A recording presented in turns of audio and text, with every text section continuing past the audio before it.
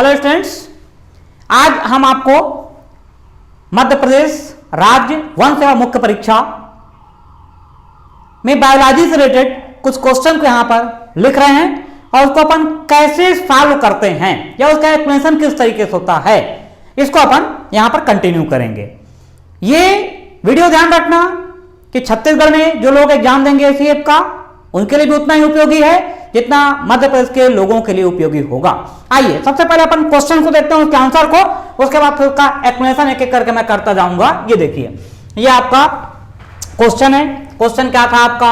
आहार नाल में स्रावित पित्त रस निम्न पदार्थों के अवशोषण के लिए आवश्यक है। अभी अपन देखेंगे भाई बाइल जूस किसके एब्जॉर्प्शन में हेल्प करता है? बाइल जूस किसके एब्जॉर्प्शन में हेल्प करता है? ठीक है, bile juice is helpful for the absorption of, हमारा आंसर क्या बना यहां पर? वसा में घुलनशील विटामिन, फैट सॉल्युबल विटामिन, ये हमारा आंसर हो गया। लेकिन क्या इस आंसर को जान जाने के बाद हमारा कॉन्सेप्ट क्लियर होता है? बिल्कुल भी नहीं। ध्यान रखना, मतलब ये क्या हो जाएगा, रटा हुआ, मतलब कोई जरूरी नहीं है कि नेक्स्ट टाइम भी हमको सेम यही क्वेश्चंस आए। तो मैं अभी आपको बताऊंगा कि इसका पूरा कॉन्सेप्ट क्या है। फिलहाल क्वेश्चन को मैं एक्सप्लेन कर दे रहे हैं, बाद में एक एक करके सबका पूरा मैं आपको डिटेल बताते जाऊंगा, ध्यान रखना।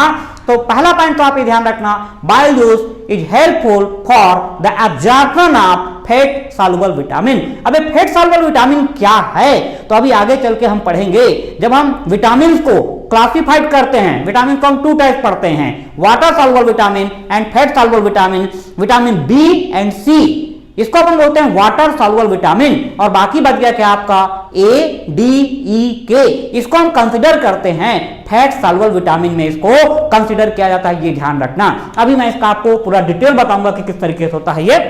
चलिए नेक्स्ट क्वेश्चन अपन आते हैं। आहार नाल में स्थित वर्मीफॉर्म अपेंडिक्स किस ऊतक से बने होते हैं? अपने को मालूम है vermiform appendix is a type of vestigial organ. अभी पूरा इसका डिटेल मैं बताऊंगा। जो अपेंडिक्स का ऑपरेशन कराते हैं ना, ऑपरेशन करा के अपेंडिक्स को रिमूव कर देते हैं, तो vermiform appendix is made by which type of tissue? तो हमारा यहां पर आंसर क्या बना है, आपका ध्यान रखना है, लसिका ऊतक, लिम्फेटिक टिश्यू। तो लिम्फेटिक टिश्यू क्या होता है, ये लसिका ऊतक क्या होता है, ये भी आपको पूरा डिटेल बताना पड़ेगा, ध्यान रखना है। फिर उसके बाद नेक्स्ट क्वेश्चन है आपका, दृश्य प्रकाश स्पेक्ट्रम में प्रकाश संश्लेषण के सबसे प्रभावी रंग होता है?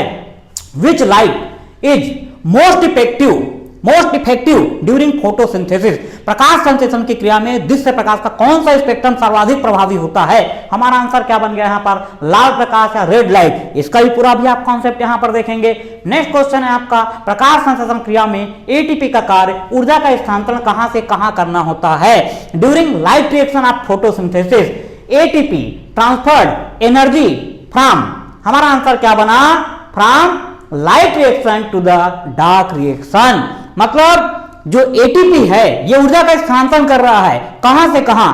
प्रकाश अभिक्रिया से अंधकार अभिक्रिया में ऊर्जा का स्थानांतरण कर रहा है। तो ये तो हुआ हमारा आंसर। अब इसको एक एक करके मैं यहां पर एक्सप्लेन कर रहा हूं। ये ध्यान रखना कि ये जो 4 क्वेश्चंस हैं, हो सकता है कि हमको 2 या 3 वीडियो में जाकर के कंप्लीट हो, तो कंटिन्यूटी में आपका चले गए, ध्यान रखेंगे, ठीक है। तो सबसे पहला क्वेश्चन मैं यहां पर ले रहा हूं, कौन सा? आहार नाल में स्रावित पित्त रस निम्न पदार्थों के अवशोषण के लिए आवश्यक है। ये इसको बाकी क्वेश्चन को यहां से मैं डिलीट कर दे रहा हूं, ये हट गया ये क्वेश्चन पूरा। अब हमारे पास केवल एक क्वेश्चन ये बचा है, इसका पूरा कॉन्सेप्ट को हम समझते हैं कि ये होता किस तरीके से है। ये हो गया कंप्लीट। अब हमको इसका कॉन्सेप्ट समझना है। इसका कॉन्सेप्ट क्या है, देखिए यहां पर भाई सबसे पहला पॉइंट क्या है आपके पास? पित्तरस। पित्तरस क्या हो गया आपका? ये बाइल जूस। पित्तरस क्या हो गया आपका? ये बाइल जूस। क्या क्या क्वेश्चन बन सकता है? बाइल जूस का सिक्रेशन कहां से होता है? Basic question. हमारा आंसर क्या होगा? लीवर। बाइल जूस का सिक्रेशन कहां से होता है? लीवर से होता है, ये ध्यान रखना है, ठीक है। बाइल जूस का स्टोरेज कहां पर होता है? बाइल जूस का संग्रहण कहां पर होता है? तो आपको ध्यान रखना है बाइल जूस का संग्रहण कहां पर होता है? आपका गॉल ब्लैडर में होता है, ये अपने को ध्यान रखना है। अब मैं इसके डायग्राम में आ रहा हूं आपका यहां पर, ये देखिए, ये इसको हमने ये हटा दिया, ठीक, ये भी हट गया। अब अपन डायग्राम इसका लेते हैं। डायग्राम किस तरीके से होगा? ये देखिए यहां पर आपका, ये आपका हुआ स्टमक। ये क्या हो गया आपका? ये स्टमक या अमाशय। ये अमाशय यहां पे आपका ये कंप्लीट हो गया। ये स्टार्ट हो गया आपका स्मॉल इंटेस्टाइन, स्मॉल इंटेस्टाइन का एक पार्ट हो गया ड्यूडेनम। इस ड्यूडेनम में आपको यहां पर इस तरीके से ये आगे बढ़ रहे हैं हम, ये अपन समझ लेते हैं। यहां पर ये आपका हो गया, आपको समझाने के लिए ये हुआ गॉल ब्लैडर, पित्ताशय। ये क्या हो गया आपका यहां पर, ये हो गया ये लीवर या यकृत। ये क्या हुआ आपका यहां पर, ये लीवर या यकृत हो गया। इधर ये ऐसा करके बढ़ रहा है, ठीक है। अब यहां पर आपको एक चीज और ध्यान रखना है, ये हुआ आपका पेनक्रियाज या अग्नाशय। ये क्या हुआ आपका यहां पर, ये पेनक्रियाज या अग्नाशय। जब डाइजेस्टिव सिस्टम पढ़ेंगे तो पूरा डिटेल अपने को मिलेगा। ये वाला पोर्शन को क्या बोला अपन ने ध्यान रखना है, ये हुआ स्टमक या अमाशय। ये वाला पोर्शन क्या हुआ आपका, ये पेनक्रियाज। ये क्या हो गया, पेनक्रियाज या अग्नाशय। ये हो गया आपका लीवर, यकृत। ये क्या हुआ आपका गॉल ब्लैडर। ये हो गया यहां पर गॉल ब्लैडर या इसको बोलते हैं पित्ताशय।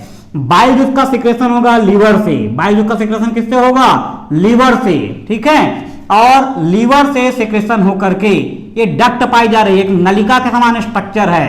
इस डक्ट को अपन क्या बोलते हैं, यहां पर ध्यान रखना है, ये बाइल डक्ट। मतलब यहां से बाइल जूस बना और बाइल जूस बन करके यहां से पास होता हुआ ये बाइल जूस आएगा यहां पर गॉल ब्लैडर में आकर के स्टोर होगा।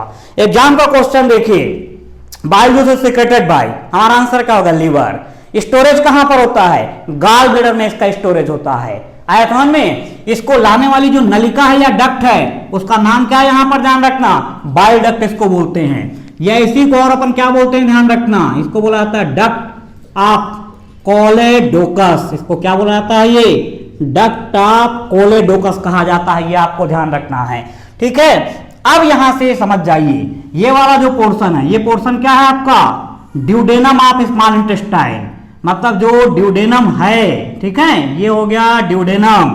तो अब अपने को ये ध्यान रखना है कि इस ड्यूडेनम में यहां से आएगा पेनक्रियाटिक जूस और यहां से आएगा बाइल जूस। ध्यान रखना, भोजन के पाचन के लिए अग्नाशय के द्वारा आएगा अग्नाशयी रस और लीवर और गॉल ब्लैडर की तरफ से क्या आएगा आपका बाइल जूस। तो आपको ध्यान रखना है, in duodenum digestion occur in presence of bile juice and pancreatic juice. Duodenum में भोजन का पाचन पेनक्रियाटिक जूस और बाइल जूस की उपस्थिति में संपन्न होता है। ये ध्यान रखना, पूरा बाइल जूस का आप कॉन्सेप्ट पढ़ेंगे कि बाइल जूस का फंक्शन क्या होता है, इमल्सिफिकेशन ऑफ फैट। ये क्या करता है, वसा के पाचन में मदद करता है। इमल्सिफिकेशन ऑफ फैट मतलब ये आपको ध्यान रखना है, बाइल जूस का मेन फंक्शन क्या होता है, ये हुआ इमल्सिफिकेशन ऑफ फैट। ये हो गया इमल्सिफिकेशन ऑफ फैट हो गया यहां पर। आया समझ में, मतलब वसा को ऐसे विलय में कन्वर्ट कर देगा जैसे तेल और पानी का mixture. Emulsion, emulsion means mixture, मतलब just like mixture of water and oil. तो फैट को इसने ऐसे सॉल्यूशन में कन्वर्ट कर दिया जैसे वाटर और पानी को मिलने से जो सॉल्यूशन बनता है उसको बोलते हैं इमल्सन। तो बाइल जूस का फंक्शन क्या हुआ, इमल्सिफिकेशन ऑफ फैट। मतलब emulsification of fat is helpful for the activities of pancreatic lipase. मतलब यहां से एक एंजाइम आएगा, उस एंजाइम का नाम क्या है, ध्यान रखना है, पैनक्रियाटिक लाइपेज। ये एक एंजाइम है जो कि यहां पे वसा के पाचन में मदद करता है। तो जो बाइल जूस है, बाइल जूस ने जो इमल्सिफिकेशन ऑफ फैट किया, उस इमल्सिफिकेशन ऑफ फैट की क्रिया से ये जो एंजाइम है इसकी वर्किंग आसान हो जाती है। ये अपने को ध्यान रखना है, मतलब इसको अब ज्यादा वर्क नहीं करना पड़ेगा। समझ में आए कि नहीं। तो इमल्सिफिकेशन ऑफ फैट का मीनिंग क्या है, ध्यान रखना, it is necessary to increase the response of pancreatic lipase. ये वसा का पाचन करने वाला एंजाइम है। तो यदि इमल्सिफिकेशन हो गया है तो ये एंजाइम बहुत अच्छे तरीके से अपना वर्किंग कर सकता है। ये अपने को ध्यान रखना है, ठीक है। अब इसके बाद क्या होता है, ये कॉन्सेप्ट अपन समझ गए कि बाइल जूस है क्या चीज। अब ये जो बाइल जूस है, बाइल जूस का कंपोनेंट होता है, बाइल जूस का कंपोनेंट होता है, ध्यान रखना, इसका कंपोनेंट अपन पढ़ते हैं क्या, इसमें पढ़ने को मिलेगा अपने को, ये बाइल पिगमेंट। क्या मिलेगा? Bile pigment. बाइल पिगमेंट का क्वेश्चन बार बार आता है, कौन कौन है बाइल पिगमेंट? तो बाइल पिगमेंट का कौन कौन है यहां पर ध्यान रखना है, ये नाम आप बचपन से पढ़ते आ रहे हैं। क्या आपका ये बिलीवर्डिन एंड बिलीरुबिन, ये पिगमेंट अपन पढ़ते हैं। बिलीवर्डिन एंड बिलीरुबिन ये पिगमेंट हम पढ़ते हैं। इसके अलावा अपने को ध्यान रखना है, देखो बिलीवर्डिन है ये ग्रीन कलर का होता है और बिलीरुबिन है ये गोल्डन येलो कलर का होता है। ध्यान रखना, एग्जाम में क्वेश्चन बनता है कि the yellow colour of faecal substance is due to presence of, हमारा आंसर क्या होता है? Bilirubin pigment. मतलब मल के पीले दिखाई देने का कारण क्या होता है? हमारा आंसर क्या होगा? बिलीरुबिन पिगमेंट होगा, ये ध्यान रखना है। ठीक है, अब बाइल पिगमेंट के अलावा इसमें पाए जाते हैं बाइल साल्ट पाया जाता है। बाइल साल्ट क्या होता है? तो आपको ध्यान रखना है, बाइल साल्ट का मतलब क्या हो गया आपका? ये हुआ यहां पर सोडियम टार्कोलेट। क्या हो गया आपका? ये सोडियम टार्कोलेट। इसको अपन बोलते हैं बाइल साल्ट। इसको अपन क्या बोलते हैं यहां पर? बाइल साल्ट बोला जाता है, ये ध्यान रखना है। और ये जो बाइल साल्ट होता है सोडियम टार्कोलेट, इसी के द्वारा एक स्पेशल स्ट्रक्चर बनाया जाता है। इस स्ट्रक्चर को अपन क्या बोलते हैं? माइसिल्स कहा जाता है। स्ट्रक्चर को अपन क्या बोलते हैं? माइसिल्स कहा जाता है, ध्यान रखना। अब पॉइंट को समझना कि जो बाइल जूस है, बाइल जूस में बाइल पिगमेंट है और बाइल साल्ट है। राजस्थान में बाइल साल्ट किसको बोल रहे हैं? तो बाइल साल्ट क्या आपका सोडियम टार्कोलेट है। सोडियम टार्कोलेट आगे चल के क्या करता है? सोडियम टार्कोलेट, ठीक है, अरेंज इन स्फेरिकल स्ट्रक्चर, मतलब एक स्फेरिकल गोलाकार संरचना व्यवस्थित होकर के बनाता है micelles. And micelles help during absorption of fat soluble vitamin A, D, E, K, मतलब जो वसा में घुलनशील विटामिन ए, डी, ई के है उसके अवशोषण में क्या करता है? ये मदद करता है, ये ध्यान रखना। तो आपने एक जनरल क्वेश्चंस को देखा यहां पर बस, ठीक है। अब इसमें यदि मैं यही आगे बढ़ता हूं यहां से, ठीक है, ये आगे बढ़ूंगा यहां से, ये आपका मिलेगा अपने को क्या? ये स्मॉल इंटेस्टाइन अपना कंटिन्यूअस आगे चलेगी ये, ठीक है। तो जब कंटिन्यूअस स्मॉल इंटेस्टाइन आगे चलेगी, पूरा आगे चल के हम लोग पढ़ेंगे small intestine is divided into 3 part, duodenum, jejunum and ileum. Duodenum, jejunum and ileum. Small intestine में ही आपका क्या होता है? Absorption of food material. आप बेसिक जीके में पढ़ते हैं कि absorption of food occur in, हमारा आंसर क्या होता है? Small intestine. Absorption of water occur in, हमारा आंसर क्या होगा? Large intestine.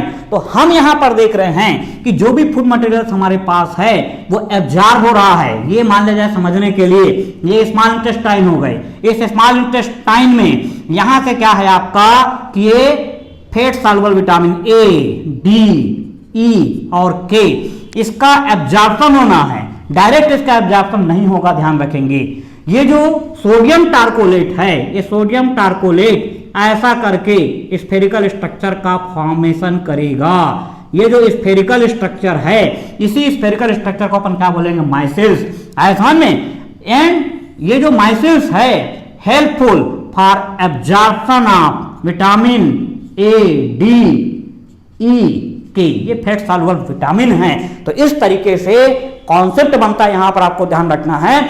मतलब हम किसी क्वेश्चन को रट करके बस हम अपना आंसर नहीं दे सकते हैं। एक क्वेश्चन को यदि हम सॉल्व करते हैं तो वहां पे 10 प्रकार के कॉन्सेप्ट हमको डेवलप होते हैं और जब हमारा कॉन्सेप्ट क्लियर होगा तभी क्या होता है कि हम किसी एग्जाम में सफलता के लिए पूर्ण रूप से आश्वस्त हो सकते हैं। ठीक है, तो ये इसके बारे में फिर नेक्स्ट में आपको जो क्वेश्चंस हैं उसको नेक्स्ट वीडियो में फिर मैं क्लियर करूंगा। मिलते हैं।